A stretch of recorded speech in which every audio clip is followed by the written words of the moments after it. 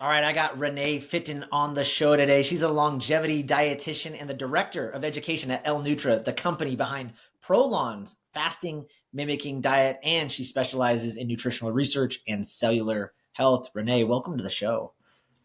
Thank you so much for having me. I'm really excited to be chatting all things nutrition and longevity today, and especially for our special population that we're covering. So let's Yeah. dig in. Well, and if some of the listeners remember back, I talked to Dr. Joseph Antoon, who's one of the co-founders of Prolon, and which is kind of caught on wildfire, I think, more recently with fasting and being able to do this fasting mimicking diet for cellular health. Everybody's talking about fasting more and more now, and Prolon's a big pioneer. And I mean, especially with the research and Walter Longo, and we talked a lot about it back then. But you have a different take on it, and you're here to actually discuss specifically for women's health, which I'm really excited about because I'm not a woman, but I have a lot of clientele and people in that population, and I don't know how to always serve them the best.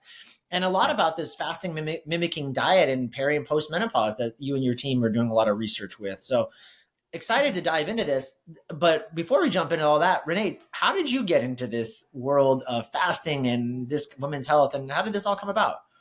Well, that is a loaded question, let me tell you. But I will start as far back as I can remember that nutrition really came to be a big part of my life because I was pre-med and I was really 100% sure and destined that I was going to be an emergency room physician. So I started to do everything that I had to do to make that happen. And part of that included doing missions and work internationally to do what we consider in the US as like Doctors Without Borders, but I did the Canadian version. And so we went to Nicaragua, South Africa, and we're giving care, and it was really it was an incredible experience, and we did so much good. But also what I was really capturing and seeing is that we were bringing backpacks upon backpacks and giant suitcases of meds.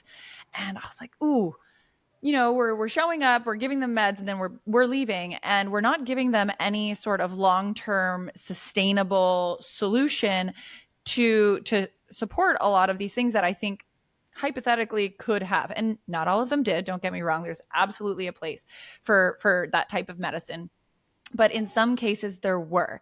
And without touching on that, we're kind of just leaving people high and dry and people that really do need that support. And so I get back stateside and I start just digging into nutrition and lifestyle and all of these things. And that's really where this switch happened. And I went headfirst into the world of nutrition, ended up getting my master's degree in nutrition and specifically longevity nutrition. So USC actually founded in part with Dr. Walter Longo, one of the leading longevity researchers, created a longevity in nutrition master's degree.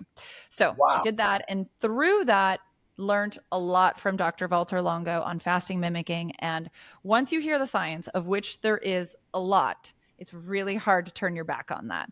And so here I am now, director of education at L-Nutra, and supporting with just sharing the message that is all of that research and science that has been now going on for about 3 decades with over 40 clinical trials and lots to share. Yeah, you guys are on the tip of the spear with this stuff, which I love because I remember I had so many questions for Dr. Joseph Antoon of like, you got guys like Lane, Dr. Lane Norton, and like he's great. He's got some okay things, but he's also, he's always attacking everybody. But he'll say Right. fasting is nothing but a calorie restriction, and it was great to have Dr. Antoon say, actually, let's just go to the studies, Joel. Let's just show. I mean, he was able to clear up a lot of questions I had, but I got a lot more questions about some things, and that's why I'm glad you're here. Talk to us about women's health and the fasting mimicking diet. What are some of the things that you're seeing, especially women, entering peri post menopause? I know that's one of your guys' specialties and some of the research you're doing. Talk about that and why I guess you're just seeing a lot of great results. Yeah, absolutely.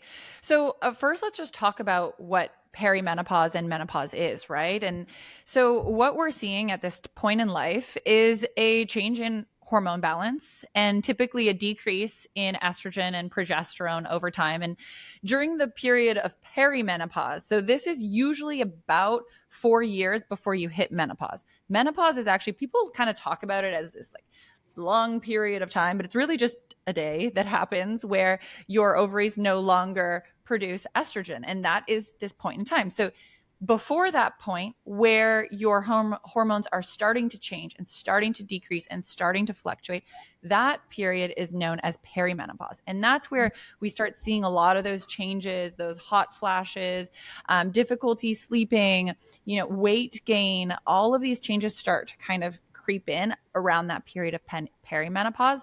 Then we hit menopause, and then after that is postmenopause. And so I kind of like to just give a little bit of that framework, because unfortunately I don't think this is being talked about enough, and we don't really have an understanding of this. Now that we've kind of laid that groundwork, you have on average about those 4 years, though it can be much longer, it can be much shorter, of perimenopause. You hit menopause, that usually happens around the age of 50, but can happen even before 40. So it really, again, has a huge range and certainly can happen later. And then we have postmenopause. And all of this is slightly different and is accompanied with different requirements for our health. But one of the most important things to note is that estrogen is highly tied to so many other things that are going on in our body. And so unfortunately, when this starts to change and starts to decrease, a lot of other things can cascade in effect. So this can be attributed to reduced insulin sensitivity, and increased insulin resistance, which can put us at higher risk for type 2 diabetes and prediabetes. We also see increase in bone loss. We also see reduction in muscle mass. All of these really critical things that can also, again, have this cascade of effects. So everything's connected, right? And just this one little thing that seems so minuscule, sure, maybe a slight decrease in estrogen, has a lot of rebound effects. So that's kind of what's happening. And this is what we need to work around. And we can't necessarily, I don't like to say fight back, because this is just a natural part of aging, and it is completely normal, and it's going to happen. It's going to happen. So we just need to learn to work with it and learn to strive, move forward while these changes are happening. Yeah, so I agree. Yeah. So, I mean, what are some of these things that we want to be mindful of? Some of the big things that I recommend is focusing on your biological age. So I just mentioned that this is something that's just naturally going to happen, right? It's just happening. It's part of aging.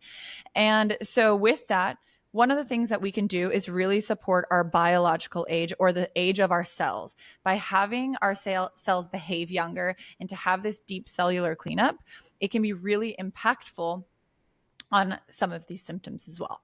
So what we've been able to show with fasting mimicking diets, and I'm sure that Dr. Antoon shared this as well, is the reduction in bio age of 2.5 years with just 3 cycles of the fasting mimicking diet. Yeah, this incredible. is huge. Yeah, exactly. It's huge. It's just a big impact. Now, another thing that we see is, by the way, Renee, when you say fasting mimicking diet, are we talking, just for the listeners, and even I forget, are we talking about just the 5-day Prolon fast, doing that quarterly? I think even he said, I asked him, like, how often should I do this? He's like, yeah, if you're pretty healthy, do it, once a year, but you could do it even twice a year or something like that. I forget, but yeah. So the recommendation, so it depends, right? So if I have a woman come in my office and she says, okay, I've noticed my weight is creeping up. I've tried all sorts of things. I've tried calorie restriction. I've tried all this stuff. Nothing's working. And I just feel like I'm fighting a losing battle. I really want to lose 5 to 10 pounds. What I'll probably say, if she's never done fasting mimicking before, is let's do 1 cycle a month. So that's 5 days a month for 3 months in a row. Let's see what happens after those first 3 months. And what we'll do is we'll retest everything. So we'll test it before you start. We'll test it after you complete.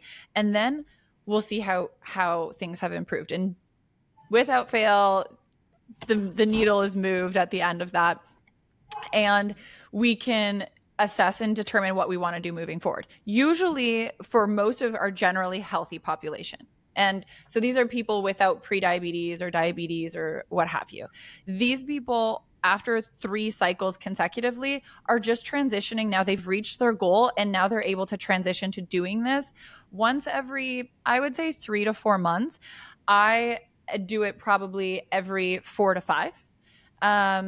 But everybody's different to finding your cadence. But it's usually 3, 4, maybe 2 times a year. Yeah, that's what I was thinking. Like every quarter, almost like every 3 months, Yeah. like do a fasting. To me, that made sense. Do the Prolon 5 day fast. Every Yeah. quarter. That's just a good way to just keep everything going. Empty that bucket, right?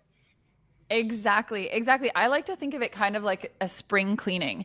And maybe worth noting that, this is just, again, a natural part of aging. Every single day that we live, we accumulate waste, and that happens throughout our body, but also inside of our cells. So inside of our cells, it's kind of like its own little factory. There's tons of stuff going on in there, and certain components are not going to work as well as they did before. Pieces are going to break down. It's kind of like the inside of a car. Like you're going to drive it and maybe the spark plugs are going to break down on one point. I obviously don't have car knowledge, but Yeah. you get the point, right? So the whole car is not going to break down, but pieces within it are going to start falling apart, and you need to replace them. You need to clean those up.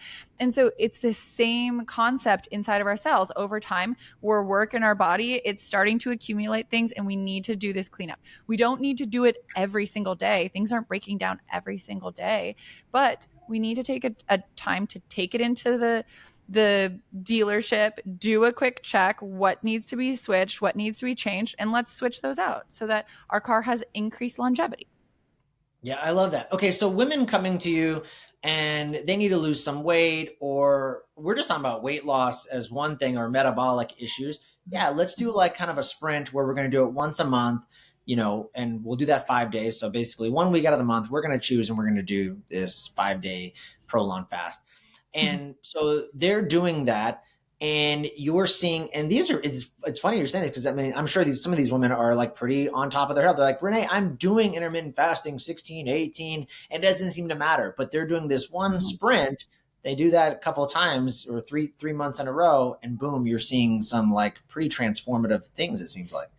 Yes. And so there's a lot of reasons why we think that might be happening. And unfortunately, we don't know for sure, right? Like we can't talk to our body and know exactly why the heck things are happening, but we can see what happens and we can make assumptions based off of what we know about biology and biochemistry to make an assessment as to why these things are happening. But if you think about it, the And by the vast way, Renee, majority. this is not just for perimenopausal or menopausal. This is just women in their, let's just say older women in their 40s, right? You're seeing the benefits across the board. I mean, realistically, anybody over the age of 18 should start thinking about this. Like everything Yeah. is preventative, right? Yeah. And so when unfortunately, this is a sad statistic, but at the age of 30, we start seeing age-related muscle loss anywhere from 3 to 5%. And then when we hit 50, it goes up to 8 to 10%. So like that's just age-related muscle loss. But you can imagine that other things that are related to aging are also increasing as we get older and older. But it starts as early as, realistically, even before 30. So it's something that everybody should be cautious of and mindful of, and just get ahead of it. I mean, think about prevention. Yeah. Okay. Amazing. Okay. And I kind of cut you off. So you were talking about women coming in to your clinic and they're working with you and they're going to do this. We were just kind of talking about the surface level metabolic reasons, and that it's actually just a good thing to do. And we're seeing a rebalance of their hormones, and they're losing the weight now. Once they do that, are they like good? Then they can just kind of go on a maintenance level. So they can, absolutely. Once you've reached your goal, then you transition to maintenance. But maintenance is still doing this, like we said, 5 days a month or 5 days every quarter ish, something like Okay. that. So a few Yeah. times a year. Now, one thing that I like to note, like, why are we here? How did we achieve these results? And why did you get a different result from this than what you had done previously? And so that was one of the things that you had mentioned. It's like you have somebody coming in and maybe they've been doing calorie restriction, maybe they've been doing intermittent fasting. So why did we get a different result here? And there's a handful of things that are playing into this. But the two big ones that I would say are the big differentiators here is one, we're working at that cellular level. We have that deep cellular cleanup known as autophagy, where we're doing that cleanup, we're doing that spring cleaning, and it's happening at the cellular level so that our cells behave younger. That's one piece of the pie. The other piece that is so important to be careful with is the muscle protection piece. So, studies with the fasting mimicking diet have consistently shown that it is muscle protective, meaning that you can lose fat, but you can save your muscle. Wow. And in women over the age of, honestly, as I mentioned, 30, we start losing muscle. And that's just as a, factor associated with aging. It has, nothing to do with anything else other than just getting older. And so we have to fight back by, yes, doing muscle training, being mindful of the amount of protein, all of that good stuff. But we also have to be mindful about what nutrition strategies we're putting in place to lose weight. Because if we do it, unfortunately, and I hate to use the wrong way because I don't like to say that things are right or wrong, but if we do it in certain ways where we aren't careful, it is really easy to lose weight that is very primarily muscle centric. And that is especially common today with GLP-1s and the Ozempics and, of the world that are now available. And people are losing about 40% of the weight that they're losing is muscle. Whoa. This is really problematic.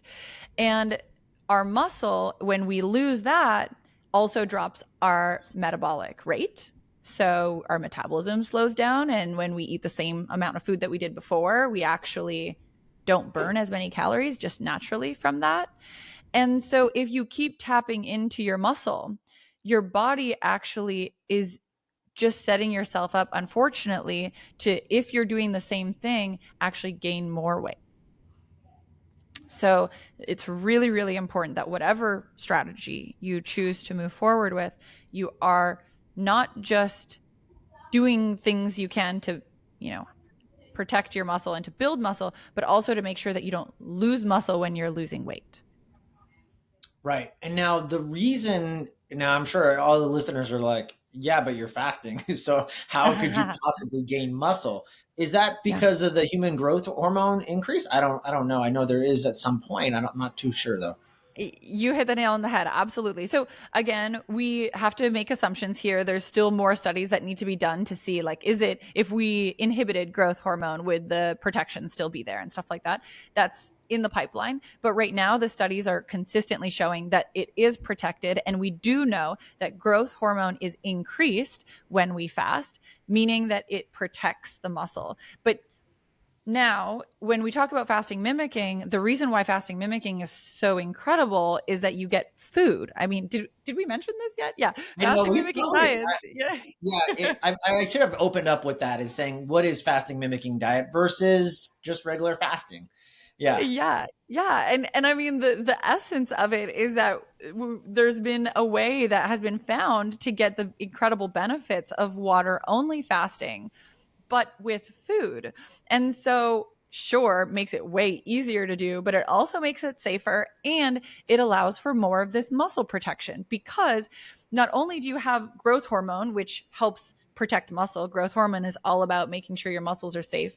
It does other things too, but it also protects your muscle. Yeah. So it's doing that, and you're getting nutrition that allows to go into your muscle and also prevents your body when you're in a fasted state to go looking to muscle for nutrition. So you're kind of like waving a flag over here and distracting your body from going over there to the muscle. So those two things combined, which makes fasting mimicking even more muscle protective because you get the best of both worlds. When with that increase, how many days do you need to fast before we see that huge uptick in growth? Is it like 3 days, or do you know? I can't remember. The growth hormone is a counter-regulatory hormone that it'll gradually increase, but it happens like relatively quickly. So your body is really interesting in the way that it shifts. So around the 12-hour mark after a fast, this is where the body has used up most of its glycogen stores. That's the sugar stores that it has. Now, everybody's different. It also depends what you ate before and, all that good stuff. So it's not exactly that amount of time, but it's around that amount of time before or after, give or take a little bit. Yeah. So that's all used up. And at that point, your body starts kind of freaking out. Okay, where is their food next? And so then it starts shifting and looking at building energy from primarily fat stores. And that's known as ketosis. So that's when things start increasing there with ketosis. And what we see is that it's just kind of like this gradual increase. And what we see is with all of these counter-regulatory hormones as well, like including adrenaline, growth hormone, etc., those are also starting to peak, but they all kind of take their own good old sweet time depending on again the individual and the fast length. Now, the one thing that does take quite a bit of time to really trigger is going to be that autophagy. That one waits until day 3.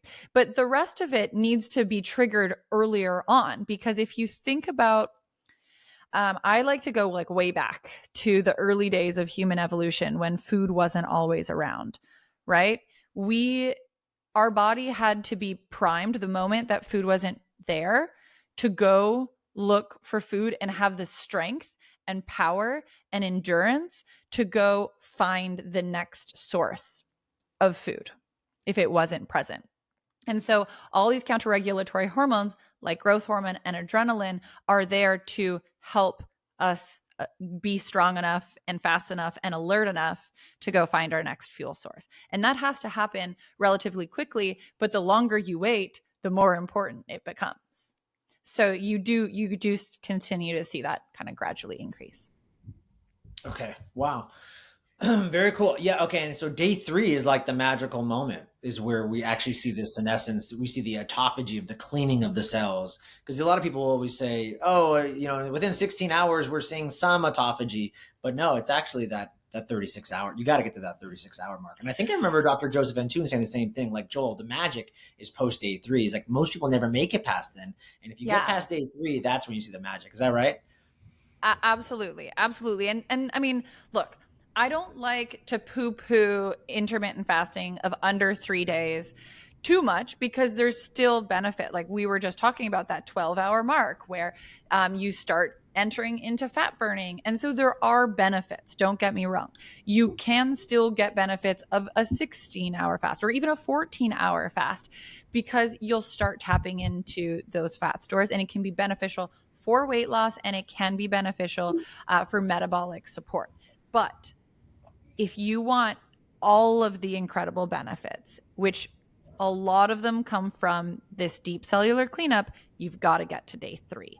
And so that's why you got to do it just a few times a year. Even if you're doing intermittent fasting every other day, you need to do these longer fasts at least a few times a year. Yeah. Huge. Can we talk about muscle loss and protein, just since you were just recently talking about it? And then I do want to come back to women's health and hormones, but I think it's since you mentioned muscle loss and protein.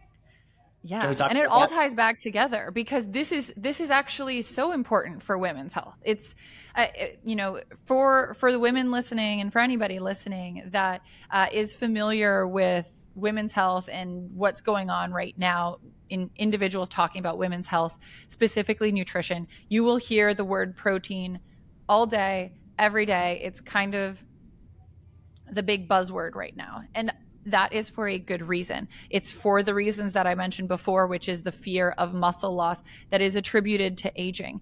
And so the way to counteract that is to consume a little bit more protein. Now, it's not just about consuming more protein, it's also about pairing that protein with weight-bearing exercise. You can't just eat protein and think it's going to protect your muscles and grow your muscles. That's not how it works. It doesn't just go in there and then that's it.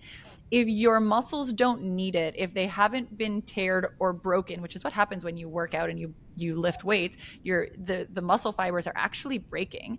And then when they break, they say, hey, we need some protein over here to help us build it. And when it rebuilds, it becomes stronger and thicker.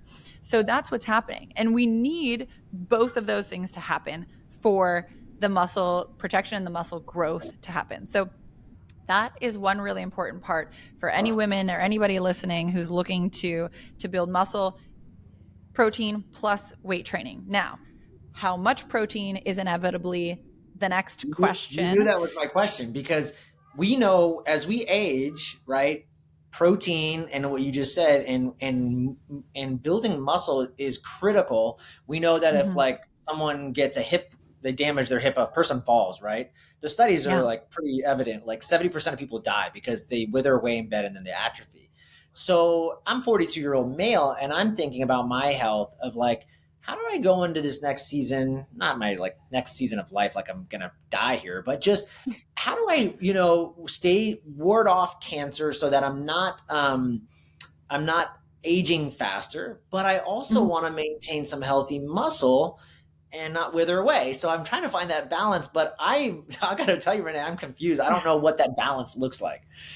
100%. And maybe before I give kind of some suggested numbers in terms of protein intake, let's actually break that down a little bit, because I love that you brought up this concept of the balance between healthy aging and muscle protection, and kind of like where this falls in between, and why is this even a discussion. So for those listening that are unfamiliar with the concept of protein producing increased aging, don't worry, it's probably new to a lot of people because no one's talking about it.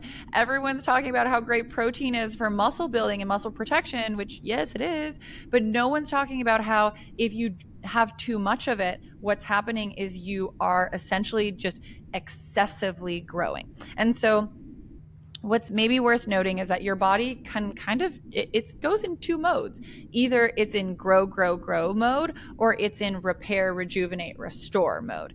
And one of the major triggers to growth is protein. It's and we mentioned this when we were chatting a little bit before the show, but one of those major triggers is also mTOR. mTOR is one of these kind of signaling hormones, or we also call them nutrient sensing pathways. So I like to think of them like alarm bells to our body that say, hey, protein is here, or simple sugars are here. These are our favorites to grow, so let's do it. And so if protein is present, and especially in high enough amounts, and especially from animal based proteins, which have the most type of amino acids or building blocks to protein that really raise those alarm bells, then the body will say, grow, grow, grow, grow, grow. Now, if you don't have those things, and for a long enough period of time, it'll say, okay, well, we don't have stuff to grow right now. We're going to focus on repairing and rejuvenating and cleaning things up. And so you could imagine that you kind of need a balance. And you can also imagine that if you are always signaling growth, what you're doing is you're just accumulating waste. So we kind of were talking about before how our cells can accumulate waste over time, but it's kind of like as if you had an unlimited amount of money and you just kept buying stuff, and you only had a certain sized house. Like you couldn't buy a bigger house, and all you did was just keep jamming it full of stuff because you had money and you were just filling up, and all of a sudden you can't even move in your own home, right? That's such a good example. And yeah. So it's kind of this concept that we're actually setting ourselves up for failure, and we're setting ourselves up for a bit of a mess. And excess growth and excess protein can therefore be problematic and can actually be a hindrance. And again, before the show, you mentioned like cancer. And yes, absolutely. Excess amounts of IGF-1, which is another one of those nutrient sensing pathways or alarm bells, is also attributed to excess triggers of tumor generation and cancer. And so there's some really cool studies that show what we call a U-shaped curve. And they look at mortality. And you see that there's levels where if you have too little IGF-1, meaning not and that also can, if you kind of think of it like really low muscle stores, because IGF-1 is often tied to muscle as well. But if you have really low levels of that, it is associated with increased mortality. But if you have really high levels, it's also associated with increased mortality. So there's this perfect kind of like middle zone where you have enough that your muscles are protected, but not too much that you're signaling excess growth. So yes, balance is key. And in order to achieve that balance, there's a couple of important things that you want to do. One is going to be pick the right kind of protein, and two is going to be picking the right amount of protein.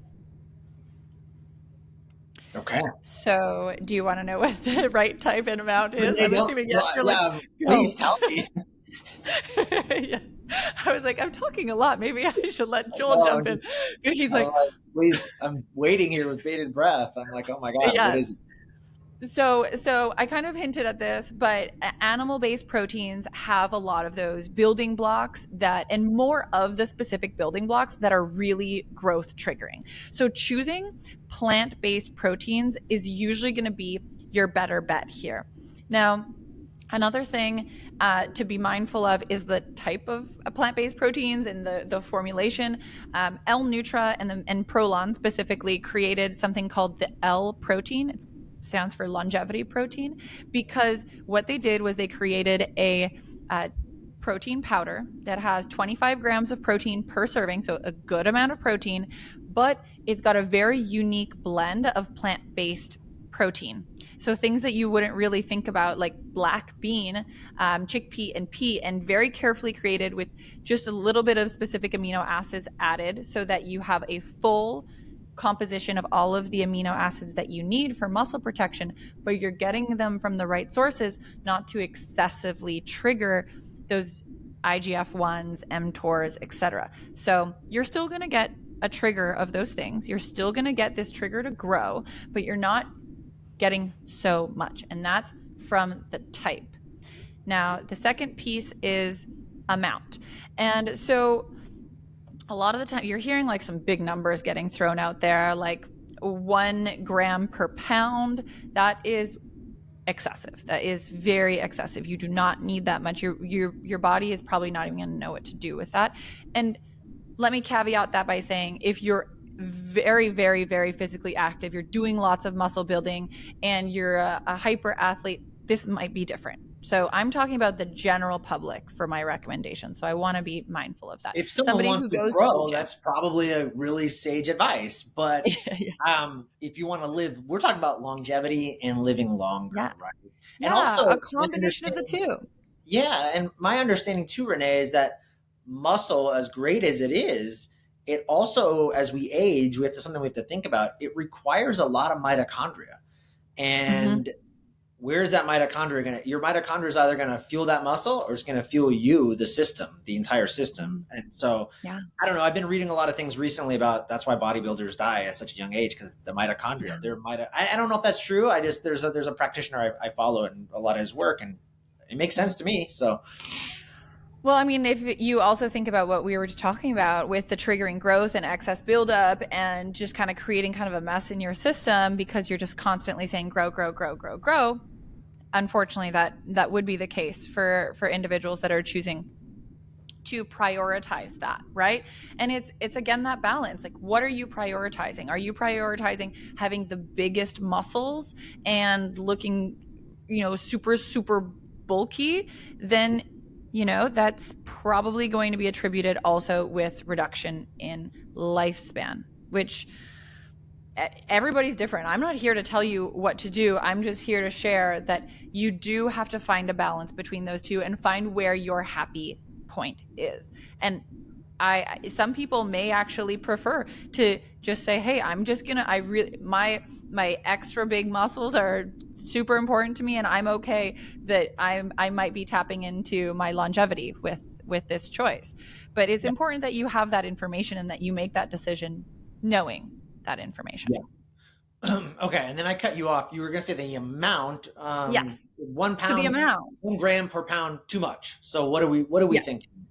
So for most people who are under the age of about 50, I would say that about 0.8 grams per kilogram. So you'll have to do the math there for the pounds. I usually have it offhand, but I don't right now. So 0.8 grams per kilogram is going to be ideal. Now, as we increase in age, and certainly as we increase in muscle building exercise, those may need to be shifted a little bit, but usually we can top off at about 1 gram per kilogram. And that is going to be for when we start getting into older, definitely at the age of 60, you want to be increasing those protein amounts. No matter what, you're going to want to make sure you're increasing that protein and also being especially mindful of your weight bearing exercise, but take it slow. If you're not currently doing it, please do yourself a favor and give yourself a gradual introduction and start gradually lifting heavier and heavier. Okay, I love that, and I think of that. I think I remember Dr. Joseph Antoon saying the same thing. I think he said, Joel, where you're at in your age, at 40 years old, 42 years old, he said probably. I think, did you say 40 to 50, or if I can't remember if he said 40 to 60, you probably want to stay lower. And then I think he said after you're 60, or did you say 50 or 60, Renee? Yeah, 60 is that kind of golden nugget where you know for sure. I think he's like, you can go spike IGF-1 as much as you want. Go ahead, and you probably need it. I was like, yeah. Cool. But also you have to think about people and women that maybe are in their 50s. They're not at that 60 mark yet, but unfortunately due to diet recommendations that they had followed in the past and that they had been told, hey, low calorie is the way to go. And unfortunately, that's the messaging that we get too frequently, is just drop your calories like crazy and starve yourself every day. And unfortunately, that taps into muscle. If you need to be building muscle, if you know that your muscle stores are lower, then you do need to shift that a little bit higher, even if it's before the age of 60. So, work with a dietitian, work with somebody that you can trust, that is evidence-based and science-based in their approach, that will give you some guidelines that are unique to you and who you are. But between 0.8 and 1 gram per kilogram is usually that sweet spot. 1 gram. Okay. Amazing. Okay. I think we wrapped that up. That was great. Let's shift back into women's hormones and cycles and things like that, because I think this is really important. I was going to ask you, now let's go back, women that are coming to see you, not just for metabolic health issues, but they're like, I've got perimenopause issues or I'm menopausal. And I wanted to ask you, I'm assuming you time this, even if they're perimenopausal, they still have a cycle. It might be all over the place, but I'm assuming that you try to time the Prolon 5-day fast with certain parts of their cycle. Yes? Yeah. So that's such a good question. And unfortunately, one that we don't really yet have full answers to. There's a lot of speculation, and thankfully, a lot of that speculation is based off of some science. So what the suggestions are, and this is even for perimenopause, is to try and fast in the first 15 days of your cycle. So day 0 is when you start to bleed, and people are always like, oh, I'm on my period, I probably shouldn't be fasting right now. And I'm like, actually, this is a great time to fast if you're comfortable with it, if it feels good. And if not, if it doesn't feel like the time that you want to be fasting, no worries. Wait until after it's done and then start right then. So those first 15 days is the prime time to fast. And the reason being is that this is when estrogen is especially dominant in the body. And estrogen, turns out, really does much better in a fasted state or a ketogenic state than progesterone, which is a little bit higher at the tail end of your cycle. And so those are the recommendations right now. But I do absolutely have to caveat that with the research is still kind of out there. And unfortunately, in the world of women's health, there's still just not enough research. We're finally getting some really good PCOS research that is starting to come out. And of course, fasting is really one of the key drivers and one of the key pieces that they're finding there. But the research, we just need more. So if you're looking for something to advocate for, women's health research, let's put our voices out there, because we definitely need more of it.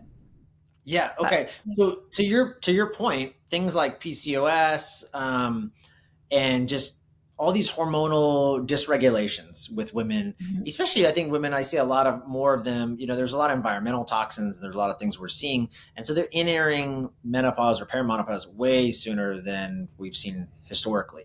And they're going through more complications. They have more issues. Are you seeing with just a fasting mimicking diet that they're able to like return to their cycles and they're like, oh my God, I'm having a normal period again? And, or just that their hormones are regulating to the point where, um, they're good. Like you mentioned, PCOS and estrogen dominance that plagues women's health. Yeah. Are you seeing normalizations in these things when they start to implement this?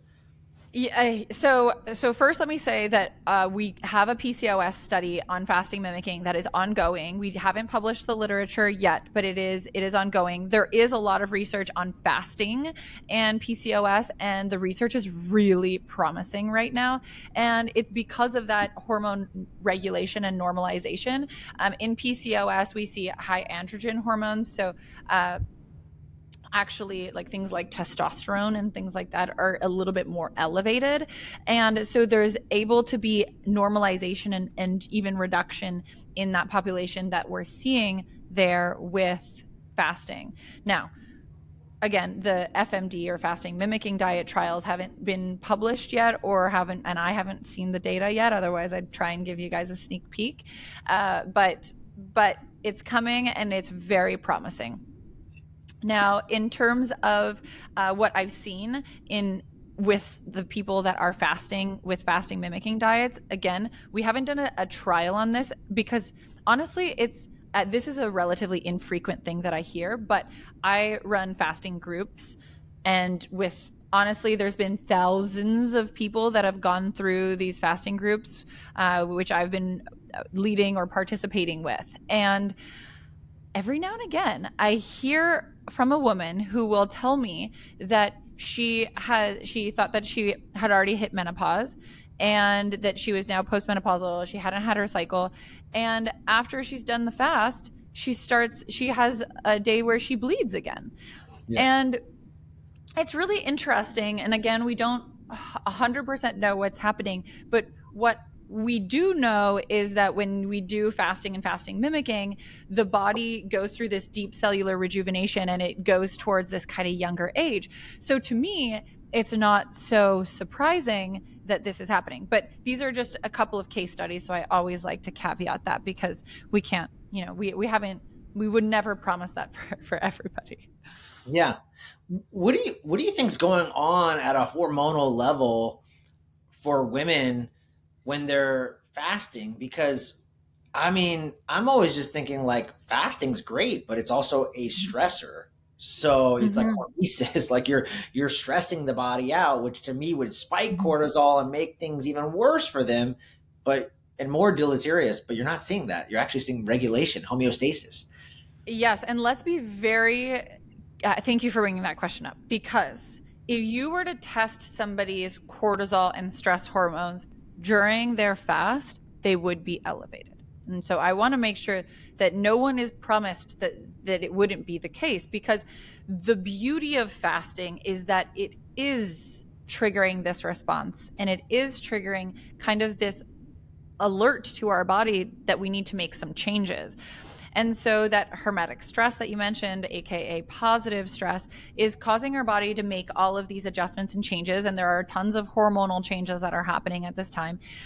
And there's a lot of repair and cleanup and tweaking that's happening at that point. And a lot of that is prompted by that hermetic stress.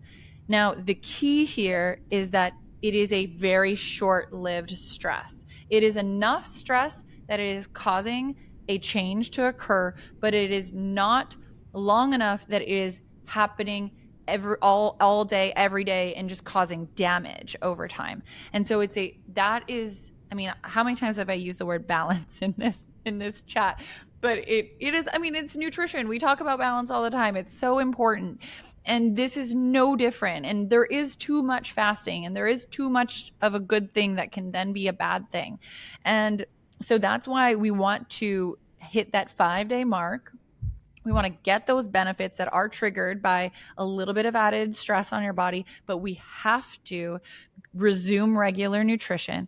And, We're not talking about a super calorie restricted diet when you get off of this. We're talking about a neutral calorie consumption program for those 25 days in between your next round, or maybe even 4 months between your next round, where your body is able to be kind and be unstressed. And another thing that I want to note also, just in terms of fasting correctly, or in a way to best limit the stress on your body, which is super important, is that if you are doing intermittent fasting, you don't need to go extremely long periods of time to get benefit.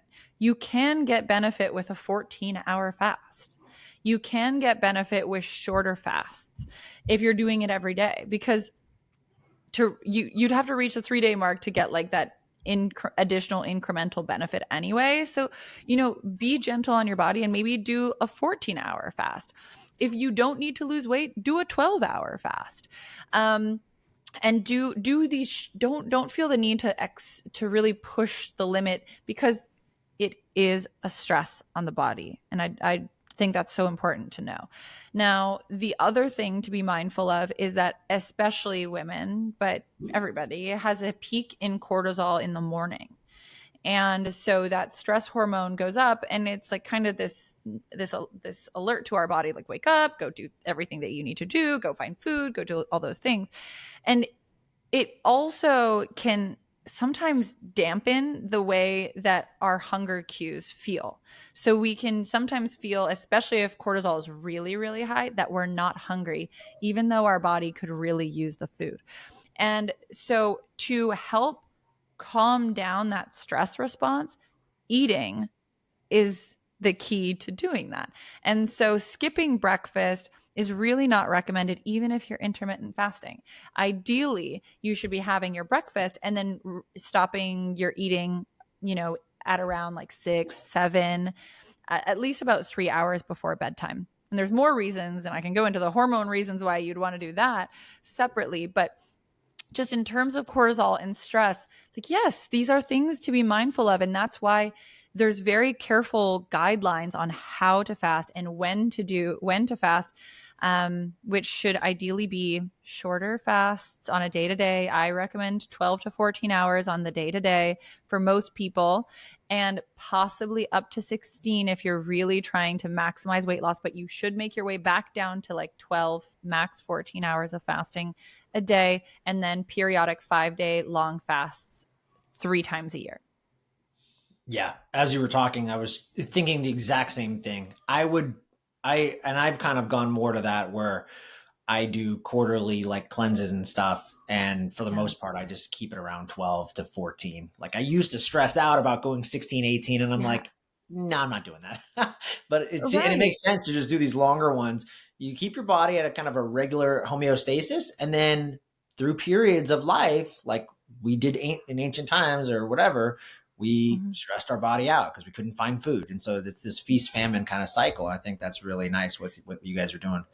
Yeah.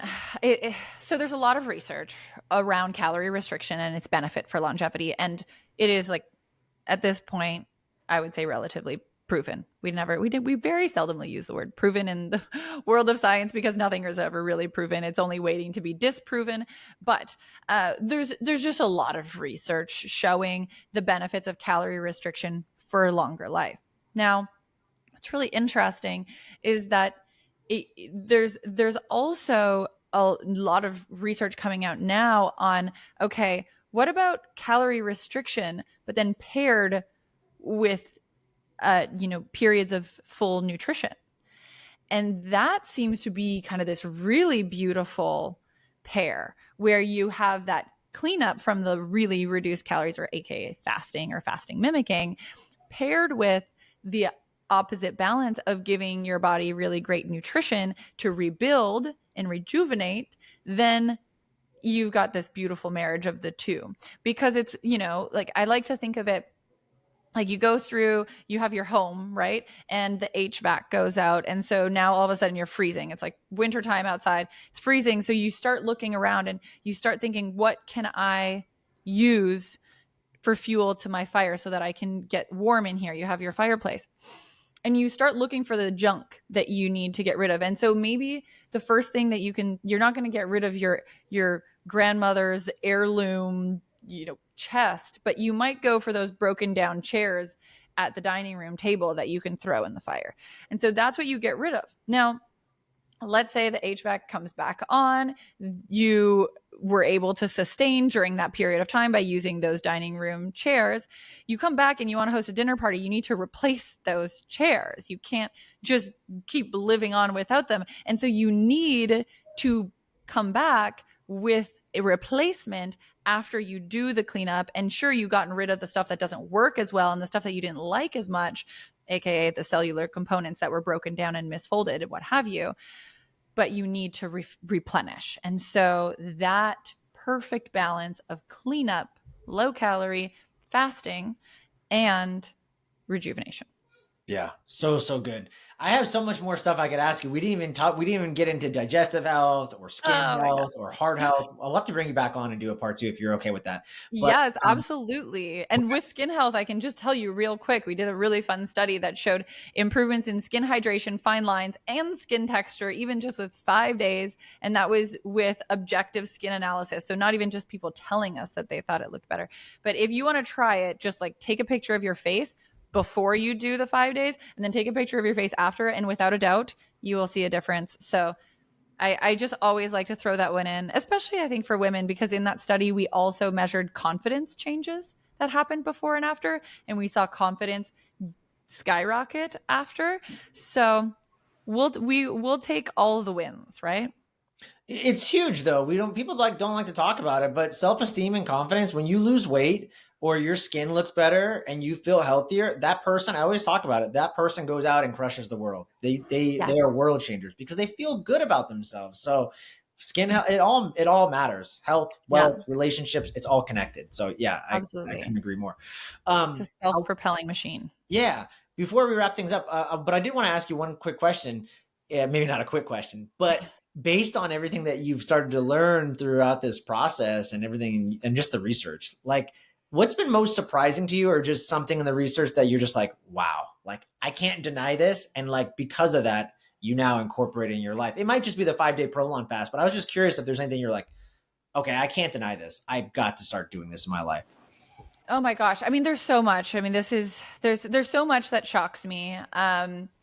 I mean, like just recently, I want to stray away from the FMD, and then I'm going to finish with the fasting mimicking, because there's something that I do want to mention there that just came out that I was like, whoa, that's super cool. But some of the stuff that's been a little bit more surprising to me is like the connection of oral health and longevity. Yeah. So it's one of those things that I don't think enough people are talking about, but even like tongue scraping and just having good oral hygiene can also be connected with your health and your longevity. So, just going in that vein, I think has been just surprising to me. Yeah. Of course, everybody likes to have clean teeth and you don't want to have cavities, but like, you don't think that that's going to be associated with living longer. It's just about, hygiene. Right. But it's there. And it's so funny, like all these ancient Ayurvedic techniques that have been around for like 3,000 years, like they were doing that. Right. And we're like, and it's like, they knew. So yeah, I think that's so cool. Yeah. What so else the FMD, you were going to mention something. Yeah. So the FMD one that I want to share, it was prompted by what you were just saying before, and I started thinking about it, was this motivation component, right? Which is what can happen even, outside of all the physical changes and the biometric data that changes. And, sure, you lose weight, and sure, you improve your insulin resistance and all these other things that I hope everybody would be thrilled by. Okay, sure. But we did a study that measured, it was actually in patients with type 2 diabetes that did the protocol. We actually have a new program called L-Nutra Health that allows patients with type 2 diabetes. Dr. Antoon was talking about this in the last, it was getting ready to launch. Yeah, awesome. It's launched. Yeah, awesome. It's launched. Yeah, so it's launched and it's available for those who want to use fasting mimicking for type 2 diabetes and metabolic health concerns, but they want the additional support, and you should, right? It's like, if with any change, especially if you are diagnosed with type 2 diabetes or metabolic health conditions, like, you should get the additional support. So check out L-Nutra Health if that's something that you're interested in. But this study was done in patients with type 2 diabetes, and it was over a 6-month period. They were doing 1 round of the fasting mimicking diet a month for 6 months. And then they compared it to people who were just doing healthy diet for that same period of time. And so both saw, weight loss benefits, and they saw improvements in health and wellness because they were doing these lifestyle changes. The changes from the fasting mimicking were, of course, additional benefit. But the coolest part and the surprising part of this study was that the patients that followed the FMD, or the fasting mimicking diet, increased their physical activity by 4 hours a week. They did not get told to do anything with their physical activity, by the way. So this is just like self-imposed physical activity change of 4 hours a week. And then the healthy nutrition group decreased their physical activity by 6 hours a week. And so that is a 10-hour a week delta in exercise, which is huge. And that is just self-motivated behavior change. And I think, and we believe, that this was probably happening because they not only feel more motivated and proud and excited and like ready to hit the ground running, but also because their muscle is protected, so they feel stronger. So this combination of these two things, plus instead of every day thinking about what you're doing with your nutrition, which, as a dietitian, sure, I would love it if people thought about their nutrition all the time, but like, that's not healthy, and most of us aren't doing it. So if you just have to do it for 5 days a month, and the rest of your 25 days you can focus on other things like maybe exercise, you're going to do it because you're like, oh, I already did the nutrition part. So anyway, that's a cool study that came out recently that I'm just like, whoa, wasn't expecting that at all. Yeah. And really, really powerful. That's massive, because you always hear like they recommend 150 minutes of movement or exercise a week, right? But Yeah. people are getting 4 hours. Like, that's well over the 150. So it's just a massive win, a massive gain. So, And it's more than, I mean, granted, there's a world where they were doing 0 when they started the trial, but there's also a world where they were doing maybe an hour or 2. And so it's just 4 hours more than what they were doing before, which is pretty incredible. yeah, I'm wondering if it's just also because they don't have to think about what they have to make for food. So it's like, well, I don't have to worry about that. So I guess I got this extra time to move around and do stuff. So Right, yeah, right. yeah, Exactly. Well, and yeah, that's what's happening during the 5 day. I mean, during the rest of the 25 days, there's a lot of other things that people are probably being mindful of when it comes to their nutrition, and there's lots of other solutions that are offered by Prolon. We haven't even scratched the surface of some of the other opportunities and options available for people looking to maximize their longevity and their health through those products. yeah. It's so cool. What you guys are doing is so cool. I thought it was cool when I first heard about it, and then when I got to talk to Dr. Joseph Antune, I was blown away at how what you spoke about earlier, the nutrient sensing pathways, and how you were able to give people food but shut those down. Blew my mind, and I've been a fan since. So yeah, just amazing. Good. So everybody's I'm so doing this glad. at least twice a year. It's a no brainer. It just makes so much sense. So yeah, I love it. Renee, talk to us about, I don't know if this is even available, but I was going to say, let people know where they can connect with you and learn more. I don't know if you're out there on socials, but if they, regardless if it's you or L-Nutra or Prolon, where can people learn more about all the good things you guys are up to? Absolutely. Well, I would love to connect with anybody who's listening. If this was interesting to you, if you have questions and you want to connect with me on Instagram at Fitton Nutrition. That's FITTON Nutrition. And also, if you want to just see more about Prolon or L-Nutra Health, for Prolon, which is where you want to optimize maybe a little bit of weight loss, longevity, that's that world, go to Prolon, PROLON, life.com. And if you're interested in that metabolic health, type 2 diabetes programmatic approach, check out L-Nutra, Nutra, health.com. Amazing. Renee Fitton, thanks for being on the show. Appreciate you. Thanks for having me.